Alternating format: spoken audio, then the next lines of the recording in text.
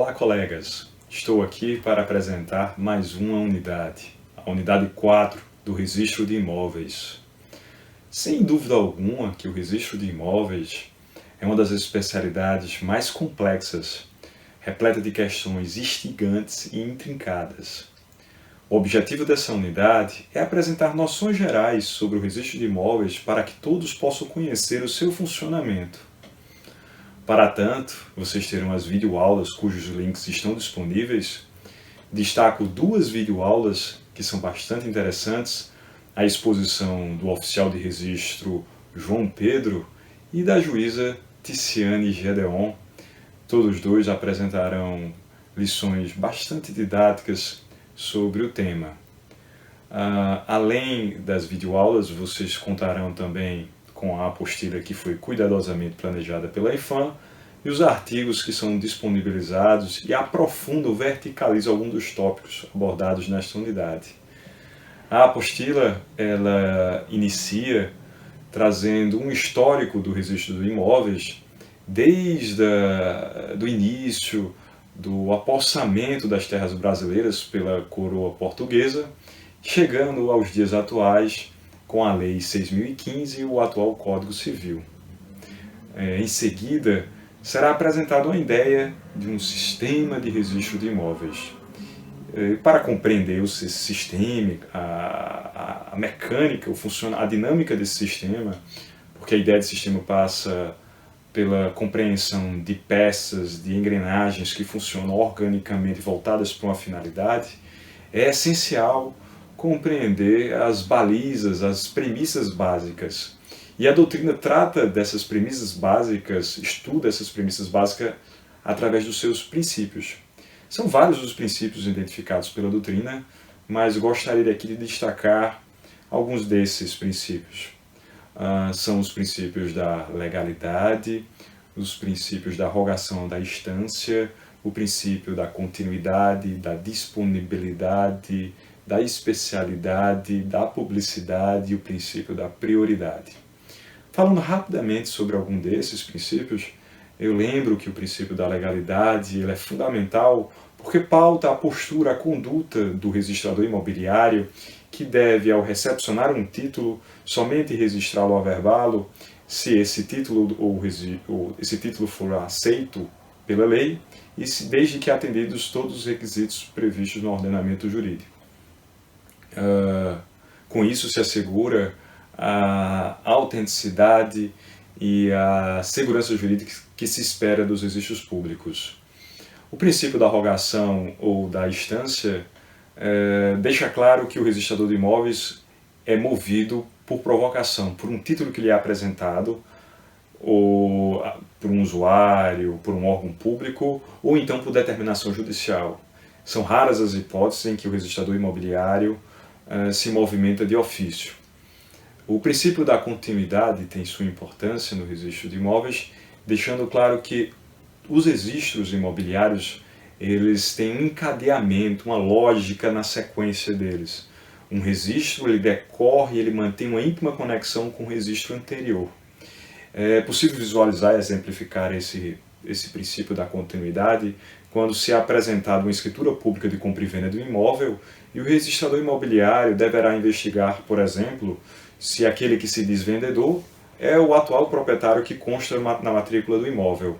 Se o imóvel que está alienado, a parcela do imóvel, faz parte daquele imóvel, porque tem que haver uma continuidade. E esse mesmo exemplo demonstra o princípio da disponibilidade, porque o seu proprietário, aquele em nome de quem está registrado o imóvel, só pode dispor do seu direito dentro daquilo que consta do registro imobiliário. O princípio da especialidade ele é encarado sobre dois aspectos diferentes, um objetivo e um subjetivo. A especialidade objetiva diz respeito à descrição detalhada do imóvel, e aí se refere às suas características, às suas limites, às suas confrontações, suas medidas georreferenciadas, e a especialidade subjetiva fala sobre a qualificação e identificação de todos aqueles que se envolvem com o imóvel, notadamente aqueles que são titulares de direitos imobiliários sobre o imóvel. A publicidade é da essência dos registros públicos e é dele que decorre o dever de fornecimento, de fornecer certidões quando instado pelo registrador, quando instado o registrador. Lembrando que essas certidões devem ser concluídas no prazo de 5 dias. Após esse momento, serão tratados os institutos da matrícula, do registro e da averbação, deixando claro que a matrícula vamos dizer assim, é o registro de nascimento de um imóvel, é ele que identifica o imóvel, só existe uma matrícula para cada imóvel, e aí outro princípio, o princípio da unitariedade. E a atividade jurisdicional, a jurisdição, se relaciona fortemente com a matrícula, onde o juiz, por exemplo, ele pode determinar o bloqueio de uma matrícula. Essa é uma forma, esse é um instrumento, uma medida assecuratória que pode ser tomada pela jurisdição, visando resguardar situações que deverão ser decididas mais à frente. Mas é interessante que se deixe claro que o bloqueio de uma matrícula tem que ser encarado de maneira excepcionalíssima.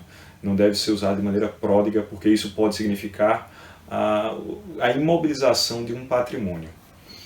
Após tratar desses institutos, será feito um estudo sobre, uma exposição sobre o processo, o procedimento de registro, e bem como sobre a escrituração e os livros que compõem um registro de imóveis, que são basicamente 5 registros, são 5 livros: o protocolo, o registro geral, o registro auxiliar e os indicadores pessoal e real. Algumas normativas locais de corregedorias possibilitam a criação de outros livros. Não há nenhuma vedação sobre esses aspectos, porque facilitam, auxiliam nos trabalhos dos cartórios imobiliários. Por exemplo, é comum exigir a abertura de um livro específico para aquisição de terras rurais por estrangeiros, já que a legislação brasileira tem um regramento próprio e rigoroso sobre essa forma de aquisição por estrangeiros. Após essa passagem das escrituras, será feito rápidas considerações sobre a suscitação de dúvida, bem como sobre a possibilidade da retificação, da correção dos registros de imóveis. Devo esclarecer também que, como atividade conclusiva desta unidade, vocês terão um novo fórum de discussão formativa. Só que esses fóruns serão um pouco diferentes dos anteriores. Nesse fórum, haverá apenas uma única questão para iniciar o fórum, e o colega que se aventurar deverá responder essa primeira questão e formular na sequência uma nova questão que será respondida pelo colega subsequente. E aí iniciar uma cadeia de perguntas e respostas entre todos, para que nós possamos ter um conjunto de conhecimento, de respostas e perguntas, de interação entre todos os colegas, a partir de dúvidas, de questionamentos que todos trarão. Espero que todos continuem com essa mesma empolgação que nós temos desde o início do curso. Continuo aqui ao lado de vocês, tentando aqui apresentar e motivá-los a buscar maiores conhecimentos, a ressignificar os seus conhecimentos sobre os registros públicos, e fico à disposição para qualquer outra dúvida.